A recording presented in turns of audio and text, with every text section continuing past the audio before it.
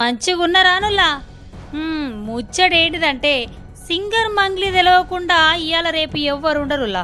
Singer Mangli, advocate Subbarao వీళ్ళిద్దరి మధ్యలో లొల్లి రోజు రోజుకు ఒక్కో తీరైతున్నదుల్లా.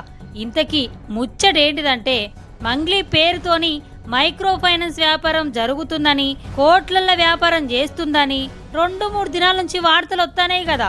ఇప్పుడు గా అడ్వకేట్ పంజాగుట్ట పోలీస్ స్టేషన్లా మంగ్లీతో ప్రాణహాని ఉందని ఫిర్యాదు చేసిండు.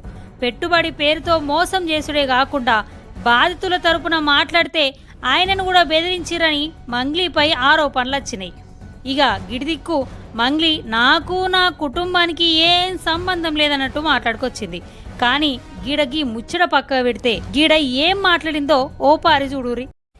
ఫేమస్ అయ్యే దానికోసమే ఇదంతా చేస్తున్నాడు. ఆయన మాటలు మీరు చూడండి. నెక్స్ట్ ఇయర్ బిగ్ బాస్ వస్తే నేను వెళ్తాను. శ్రీముఖి అంటే నాకు క్రష్, శ్రీముఖి అంటే నాకు క్రష్. గీ కథ మంచిగానే ఉన్నది. నీలొల్లి నువ్వు చూసుకోక పక్కులనెందుకు లాగుతానవక్క? అయినా గీ ముచ్చట మాట్లాడినప్పుడు నువ్వేం చేసినావు, గిప్పుడు మాట్లాడతానవు అనుకుంటుర్రు గీ వార్త చూసిన పబ్లిక్.